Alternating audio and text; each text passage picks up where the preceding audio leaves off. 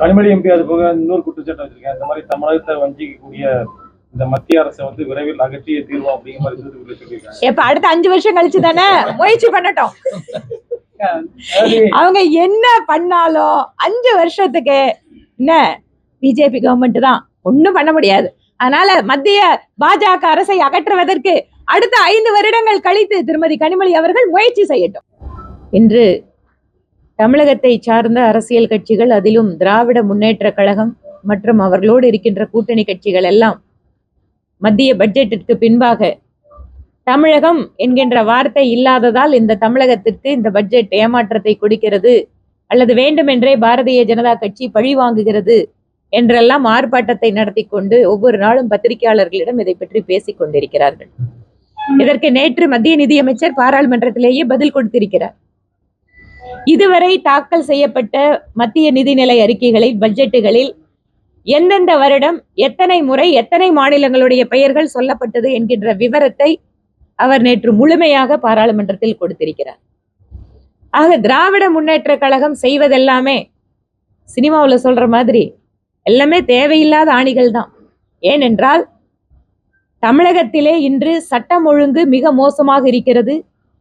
பட்டியலினத்தை சார்ந்தவர்கள் மீதான தாக்குதல் என்பது தமிழகத்தில் அதிகரித்து கொண்டிருக்கிறது.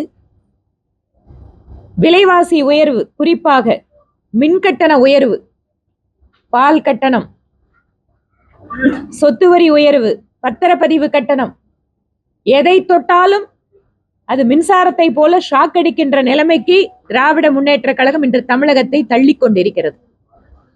இந்த பிரச்சனைகளில் இருந்தால் மக்களை திசை திருப்ப வேண்டும் என்பதற்காக மத்திய பட்ஜெட்டு பிரதமர் மோடி அவர்கள் தமிழ்நாட்டை புறக்கணிச்சாங்க அப்படிங்கிற ஒரு வழக்கமான அரசியலை இவர்கள் கையில் எடுத்திருக்கிறார்கள். மத்திய பட்ஜெட்டிலே எல்லா மாநிலங்களுடைய பெயர்களை சொல்வதற்கான வாய்ப்பு என்பது கிடையாது, அது அவசியமும் அல்ல. ஏனென்றால் தமிழகத்தில் ஒரு பட்ஜெட் கொடுக்கின்ற பொழுது எல்லா மாவட்டங்களுடைய பெயர்களையும் மாநில அரசு சொல்வதில்லை. ஒரு திட்டம் அறிவிக்கப்படுகிறது என்றால் அந்த திட்டத்திற்கு யார் அதற்கு தகுதியானவர்களோ அவர்களுக்கு மாநில வேறுபாடு இல்லாமல், மொழி வேறுபாடு இல்லாமல் அந்த திட்டத்தை அமல்படுத்துவதுதான் அரசாங்கத்தினுடைய கடமை. அதைத்தான் பட்ஜெட் சொல்லும். உதாரணத்துக்கு தமிழ்நாட்டில் இருக்கின்ற விவசாயிகளுக்கு வருடத்திற்கு 6000 ரூபாய் கொடுக்க வேண்டும் என்று மத்திய அரசு திட்டத்தில் பட்ஜெட்டில் கூறினால் அது தமிழ்நாட்டு விவசாயிக்கு 6000 தான், ஆந்திராவில் இருக்கிற விவசாயிக்கு 6000 தான், மகாராஷ்டிராவில் இருக்கிற விவசாயிக்கும் 6000 தான். இதுல எங்கேயும் வேறுபாடு கிடையாது. மத்திய அரசு கொண்டு வரக்கூடிய திட்டங்கள் எந்தவித பாகுபாடும் இல்லாமல் எல்லா மாநிலத்திற்கும் சென்று சேர்கிறது. மீனவர்களுக்காக தனி அமைச்சகம் அமைக்கப்படும் பிஜேபி வாக்குறுதி கொடுத்தது, அமைச்சு காட்டியிருக்கோம். 10 ஆண்டு காலம் எத்தனை மீனவர்கள் நீங்க கம்பேர் பண்ணி பாருங்க.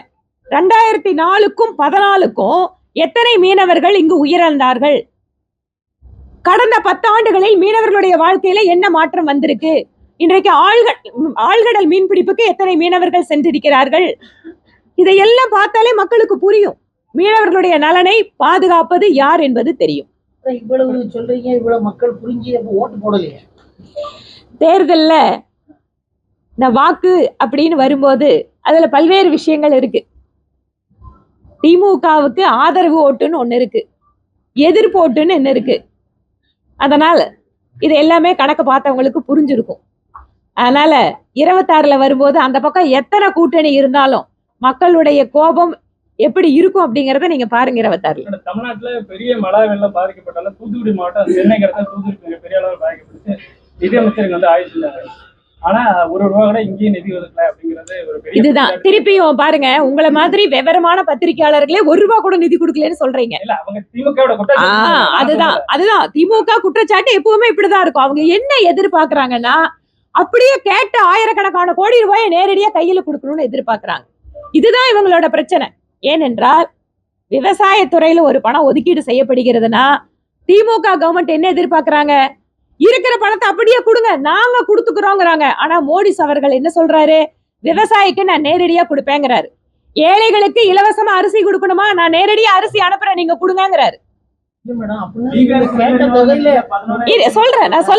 சொல்ல வரேன். வெள்ள நிவாரணம் என்பது பேரிடர் நிவாரண நிதியிலிருந்து எந்த தொகை ஒதுக்கீடு செய்யணுமோ உடனடியா அந்த தொகையை ஒதுக்கீடு பண்ணி முதல்ல கொடுத்தாச்சு. வெள்ளம் வந்த போதே. அதுதான் சொல்றேங்க. இப்ப நான் என்ன கேக்குறேன், ஒரு மழை வெள்ளம் அப்படின்னு வந்தா இழப்பீடு எப்படி முடிவு பண்றாங்க? பாலத்துக்கு இத்தனை ரூபாய், பயிருக்கு ஒரு ஏக்கருக்கு இத்தனை ரூபாய், விலங்கினங்கள் பாதிக்கப்பட்டால் இத்தனை ரூபாய் அப்படிங்கிறது மாநிலத்துக்கு மாநிலம் வித்தியாசப்படாது. உத்தரப்பிரதேசல ஒரு மாடு இறந்தால் என்ன தொகையோ அதே தான் தமிழ்நாட்டுல இருக்கிற மாட்டுக்கும் அதே தான். அங்க ஒரு ஏக்கருக்கு என்ன பாதிப்பு இருக்கோ அதே தான் இங்கேயும் கொடுப்பாங்க. அதுல எந்த வேறுபாடும் காட்டவே முடியாது. அப்படி காட்டுனா நிச்சயமா உடனடியா கவர்மெண்ட் வந்து கேட்கும், என்னங்க அந்த மாநிலம் இந்த மாநிலங்கிறது உடனடியா கேட்கலாம். ஆனா இந்த இழப்பீடுகளை மதிப்பீடு செய்து அதிகாரிகள் குழு கேட்கின்ற அத்தனை தகவல்களும் சரியாக ஆதாரத்துடன் சமர்ப்பிக்கப்பட்டால் என்னவெல்லாம் பாதிப்பு இருக்கோ அதுக்கு நிச்சயமாக மத்திய அரசு இங்க நிதி வழங்கும். 11,500 கோடி ரூபாய் நிவாரண நிதி ஒதுக்கி இருக்கீங்க வெள்ள நிவாரணத்துக்கு தான். ஆனா தமிழகத்துக்கு ஒதுக்கலையா? அதுதான் இதுதான் வந்து திரும்ப திரும்ப இங்க இருக்கக்கூடிய ஒரு சில மீடியாக்கள் அதாவது திமுக சொல்றது அப்படியே சொல்ல வேண்டியது.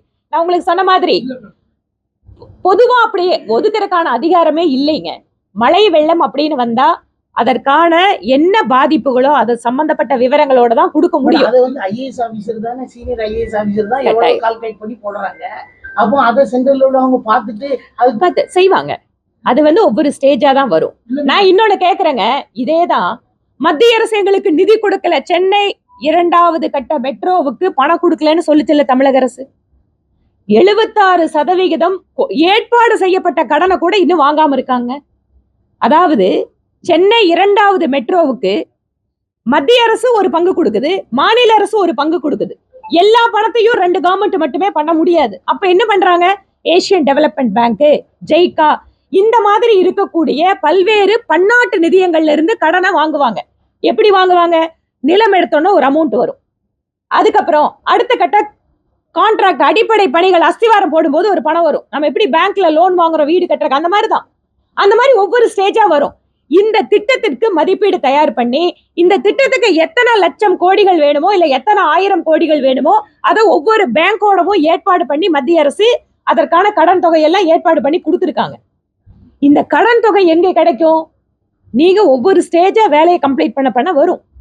இது ஆட்டோமேட்டிக்கா வரும். ஏன்னா அக்ரிமெண்ட் ஏற்கனவே சைன் ஆயாச்சு. இதுல மத்திய அரசு கொடுக்கலன்னா மத்திய அரசினுடைய பங்கு என்னவோ அது அந்த ஸ்டேஜ்ல வரும். ஆனா மற்ற பினான்ஸ் கார்பரேஷன்ல இருந்து வரக்கூடிய நிதியை கூட மாநில அரசு பயன்படுத்தவில்லை.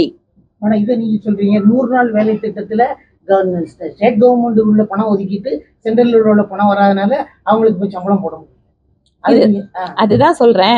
இது எந்த அளவுக்கு நீங்க சொல்றது, நீங்க மாநில அரசோட பங்களிப்பு வந்துதா, எத்தனை போச்சு, மத்திய அரசு எந்த இடத்துல அதை நிறுத்தி இருக்கு அப்படிங்கிற தகவல் யாருக்கும் தெரியாது.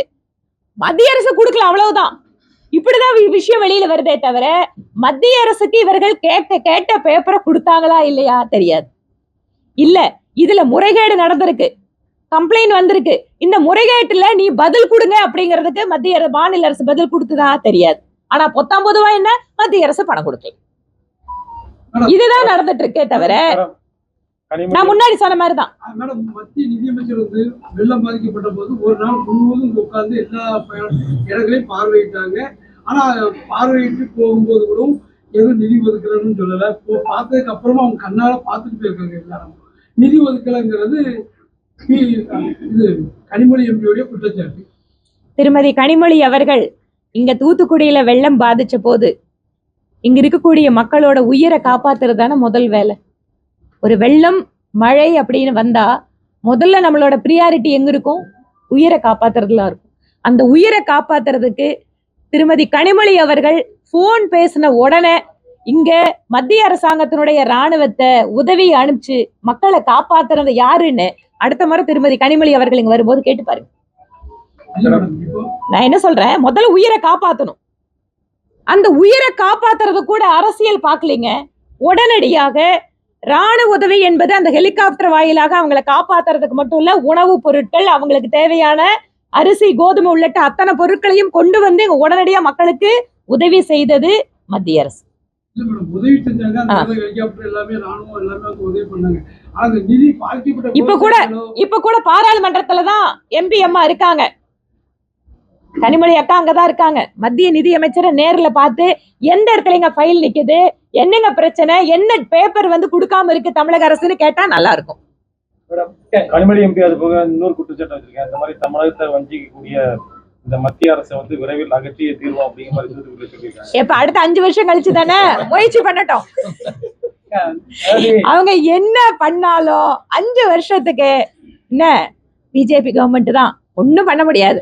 அதனால மத்திய பாஜக அரசை அகற்றுவதற்கு அடுத்த 5 வருடங்கள் கழித்து திருமதி கனிமொழி அவர்கள் முயற்சி செய்யட்டும்.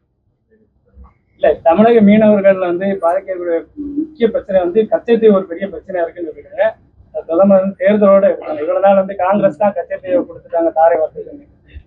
கச்சத்தீவை மீட்கிறதுக்கான நடவடிக்கையை நிச்சயமா எடுப்பாங்க. அதாவது கச்சத்தீவு அப்படிங்கிறது நம்ம மீனவர்களுடைய ஒரு வாழ்வாதார பிரச்சனை. இந்த கச்சத்தீவு இத்தனை நாள் ஏதோ எங்களுக்கே தெரியாம சென்ட்ரல் கவர்மெண்ட் தார வார்த்தடிச்சுன்னு ஒரு பொய்யை தான் இத்தனை நாள் திராவிட முன்னேற்ற கழகம் சொல்லிட்டு இருந்தது. திரு மு.க. ஸ்டாலின் அவர்கள் கச்சத்தீவை எங்களுக்கே தெரியாமல் தாரை வார்த்தார்கள் அப்படிங்கிறது மக்கள் முன்பாக வைக்கப்பட்ட ஒரு கருத்து. இந்த கருத்து பொய் என்பதை நிரூபிப்பதற்காக எங்கள் மாநில தலைவர் திரு அண்ணாமலை அவர்கள் RTIல ஒரு கொஸ்டின் போட்டு அதுக்கான பதிலை வாங்கி கொடுத்தார். கச்சத்தீவு முழுவதுமாக முன்னைய முதல்வர் திரு கருணாநிதி அவர்களுக்கு தெரிவிக்கப்பட்டு அவருடைய அனுமதியோடு தான் வழங்கப்பட்டது அப்படிங்கிறத ஒரு விஷயத்தை மக்கள் முன்பாக வச்சிருக்காரு. எதுக்காக?